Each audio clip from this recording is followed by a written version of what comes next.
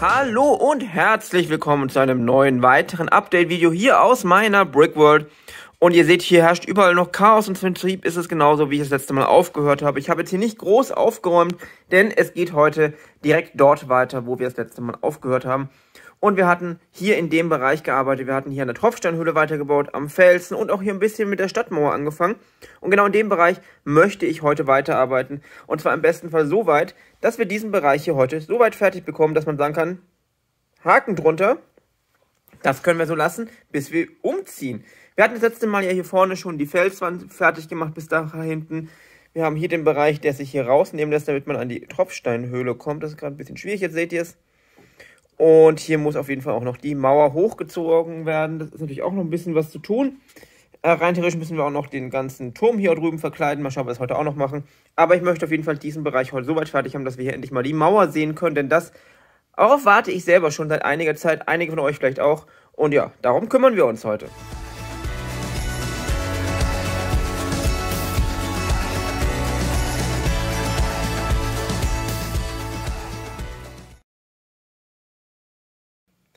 Der Rest der Tropfsteinhöhle hier auf diesem Modul wird ein bisschen strukturierter angegangen. Ich habe jetzt hier einfach mal die ganze Plattform hochgebaut bis zum Rand. Hier hinten geht noch das Kabel hoch, vorübergehend. Das gehört ja eigentlich zu dem Modul. Das wird ja alles noch angepasst.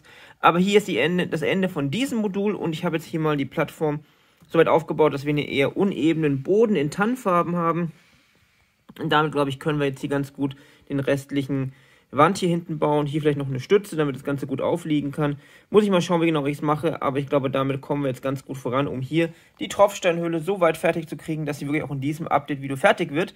Kommen noch ein paar Steinchen rein natürlich. Ich hoffe auch, dass die Position der Minifigur hier passt mit der Taschenlampe, dass die nach da hinten läuft, weil ich würde gerne noch ein bisschen mehr da hinten sehen, wenn ich mir schon die Mühe mache, aber schauen wir mal, wie es wird.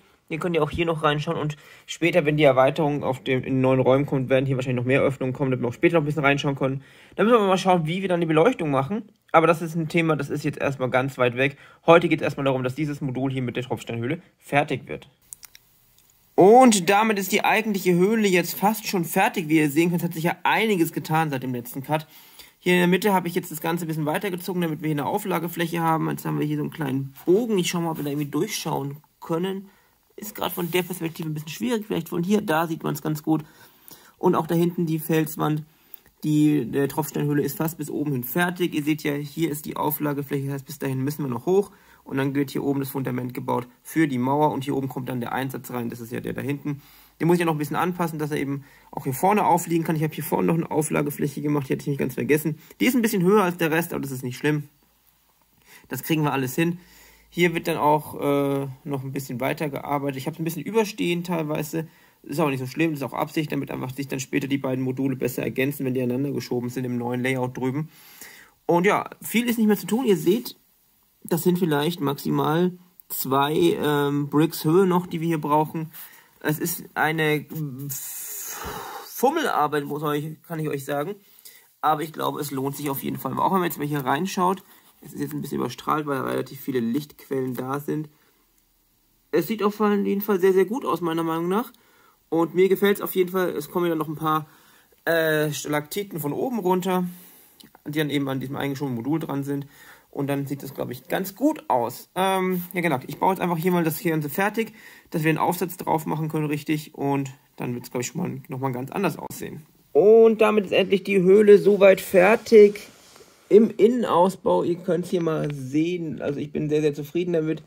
Wundert euch nicht, dass hier eben noch andere Farben zu sehen sind, das sieht man ja später alles gar nicht, weil hier kommt das nächste Modul dran, ebenso hier, das ist einfach nur, sind natürlich billigere Farben und da, wo man nichts sieht, nimmt man eben das, was billig ist. Ansonsten habe ich jetzt auch die Plattform hier oben so weit vergrößert, dass sie hier reinpasst. Ich habe das so geändert, dass man sie jetzt einfach komplett reinschieben kann, denn ich habe gemerkt, dass ich die gar nicht von oben mehr reinsetzen kann, wenn hier die Stadtmauer ist, denn die steht ja ein bisschen über und dann kriegen wir hier Probleme, es reinzukriegen. Deshalb wird es einfach so, dass man das hier rausschieben kann, wenn die Module getrennt sind. Das geht komplett hier raus, wie ihr sehen könnt. Und man kann es dann wieder relativ einfach reinschieben. Das heißt, das müssen wir auf jeden Fall noch fertig bauen. Und die Mauer hinten. Aber das macht jetzt schon mal einen riesen Unterschied, dass das eben jetzt hier fertig ist. Dass man jetzt hier schon reinschauen kann. Hinten nicht mehr das Holz sieht. Und das verändert für mich persönlich schon einiges. Und ich werde jetzt auf jeden Fall hier weiterarbeiten. Und es geht weiter voran, wie ihr sehen könnt, mit dem Einschub. Ich habe ihn mal ein bisschen rausgezogen, damit wir sehen können, dass es auch immer noch funktioniert. Es ist wirklich steineintensiv und zeitintensiv, vor allem da ich ja hier diesen Knick drin habe und hier jetzt ein bisschen weit nach oben gehen möchte, einfach um hier noch ein bisschen Fels auch drüber zu bringen, über die eigentliche Höhle, und dann wollen wir das hier so langsam hier ein bisschen hochgehen lassen, hier noch ein bisschen abfallen lassen, damit noch ein bisschen, in Anführungsstrichen, Schlucht zwischen Mauer und Fels ist. Ich komme an sich eigentlich gar nicht so schlecht voran, aber es dauert einfach wirklich länger, als man denkt. Ich habe den Baum hier rausgenommen und nicht wundern, dessen Platz ist ja hier noch. Der kommt dann wieder rein, der fällt mir nur dauernd um, beziehungsweise ist dauernd im Weg. Aber ich passe auch darauf auf, dass dass ich nicht so außen rumbaue mit dem Fels, dass der Baum nicht mehr reinpasst.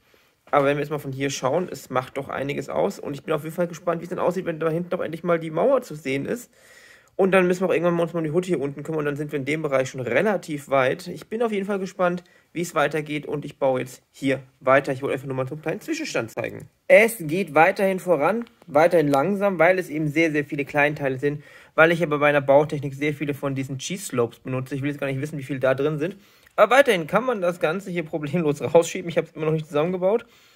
Aber ihr seht auch, dass der Baum inzwischen wieder reingekommen ist. Die Felsstruktur, ich mache mal das Licht hier ein bisschen anders, das stört hier fast ein bisschen.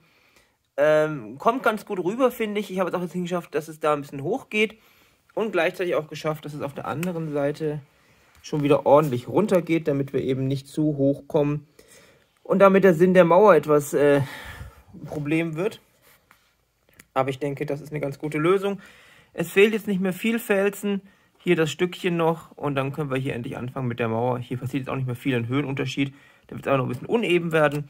Und dann denke ich, habe ich endlich den Teil hier mit dem Felsen geschafft. Langsam muss ich sagen, habe ich auch erst keine Lust mehr groß an Felsenbau, weil es dauert einfach lange. Es sieht schön aus, meiner Meinung nach, aber es dauert und dauert und dauert. Und ich mache gerne gleich mal wieder was anderes, wie zum Beispiel Mauer bauen. Und da ist es endlich vollbracht. Das schiebbare Stück Berg ist fertig. Ich kann es jetzt hier komplett reinschieben.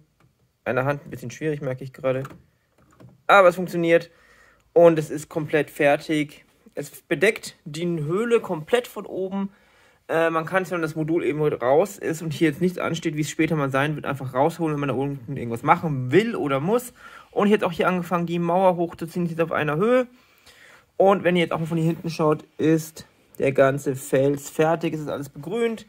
Und ich bin auf jeden Fall sehr, sehr zufrieden, wie das Ganze geworden ist. Wenn man jetzt von hier schaut, ist es schon ein mächtiger Berg. Naja, Berg ist es nicht, sagen wir mal Hügel. Aber ich finde es auf jeden Fall sehr hübsch, wie es jetzt alles sich zusammenfügt. Und jetzt werde ich auf jeden Fall hier noch die Mauer so weit hochbauen, dass wir hier auf die Höhe kommen, damit wir hier endlich mal so einen finalen Blick haben, wie das Ganze aussieht. Darauf warte ich ja eigentlich schon die ganze Zeit. Das war ja eigentlich nur das Vorgeplänkel. Und ich bin froh, dass es fertig ist. Und gleich geht es an die Mauer. Und ich präsentiere euch das Endergebnis für diese heutige Update-Folge. Hier sind sehr, sehr, sehr viele Steine hineingeflossen. Ich würde sagen über 1000, wenn es überhaupt reicht. Ich schätze immer so 1,5 eher in die Richtung. Wir haben heute einiges geschafft und ihr seht auch hier, die Wand steht. Hier ist noch eine kleine Lücke. Es liegt daran, dass das da hier Teil des Aufsatzes ist von den Türmen. Das wird noch ein bisschen anders gelöst demnächst. Aber hier vorne ist die Mauer von dieser Seite fertig. Hinten ist sie sehr offen, denn die andere Seite muss auf dem nächsten Modul aufliegen und das haben wir heute noch nicht gemacht. Wir haben uns heute erstmal um die Vorderseite gekümmert und ich muss sagen, es macht doch einiges her. Ich gehe mal noch ein Stück nach hinten, damit wir auch den Turm komplett sehen und es macht wirklich einen riesen Unterschied, dass das da hinten jetzt fertig ist.